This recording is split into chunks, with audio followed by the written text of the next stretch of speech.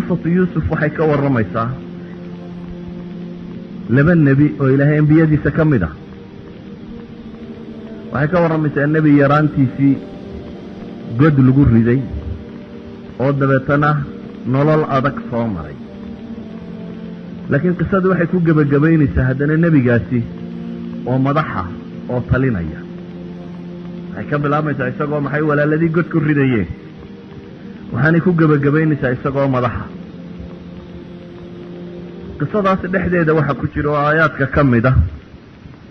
oo ilaahay inoo tilmaamaya marka laga sheekeeyo nebi yuusuf ee ilaahay wuxuu leeyahy wallahu gaalibun calaa amrih walaakina aksara annaasi laa yaclamuun ilaahay wuxuu ina leeyahy wallahu gaalibun calaa amrih arrinkiisa ilaahay isagaa ku xoog badan cid ka xoog badani ma jirto laakiin dadka intooda badani waa warmoog baa ilaahay wax ma oga dadka intooda badani mas'alada tani uma muuqato baa la leeyahy subxaana wa tacaala qisada tan waxaa kaloo ay tilmaamaysaa nebigii kale isna dhibtu haysatee wiilkiisu maqnaa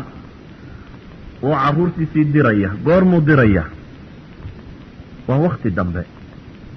lacalla inay 20 sannadood meelahaasi ka dibtay yacni wuxuu dirayaa wakti inanku isagoo ghulaama buu ka tegey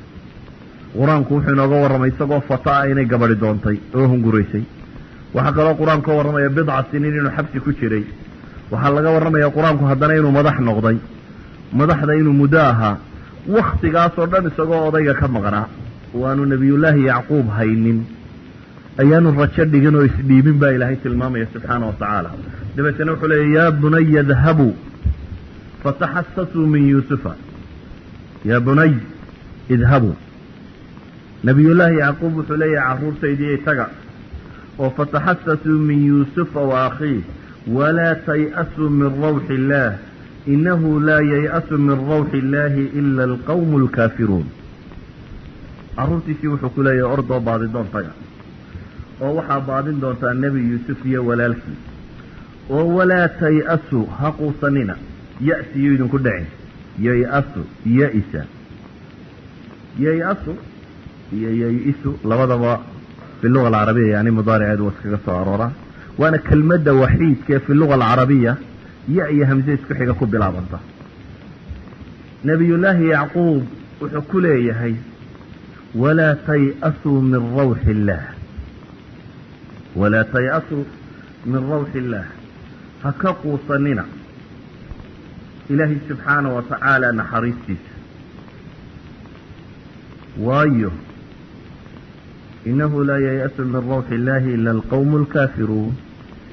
ilaahay subxaanahu wa tacaala naxariistiisa waxaa ka quusta oo qura kuwa gaaloobay walidalik baa ilaahay suuratu cankabuut wuxuu inagu leeyahy waaladiina kafaruu biaayaati illaahi wa liqaa'ih ulaa'ika ya'isuu min raxmatii wa ulaa'ika lahum cadaabun aliim ilaahayna wuxuu inoo taqriirinayaa qowlkaasi nebiyullaahi yacquub oo wuxuu leeyahay kuwa ilaahay aayaadkiisa ka gaaloobiya la kulankiisa kuwa unbaa ilaahay naxariistiisa ka quusta baa laleeyahy subxaana wa tacaala qisada tani waxay inoo tilmaamaysaa markaa mas'ale aan runtii warwareeg badan u baahnayn qofka bini aadamka ee nool ee rumaysta waaqac iyo noloshu inaanu isbedelayn inuu saa ku soconaya waa geeri qadmaad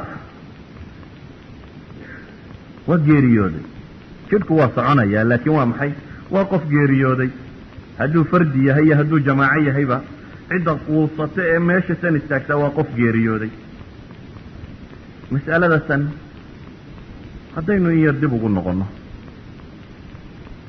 in qofka bini aadamkii uu quusto waa mas'alo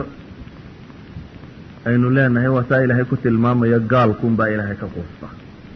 waayo qofka mu'minkii wuxuu rumaysan yahay ilaahay subxaana wa tacaala wuxuu rumaysan yahay sifaat araxmaan araxiim wuxuu rumaysan yahay inuu ilaahay inuu yahay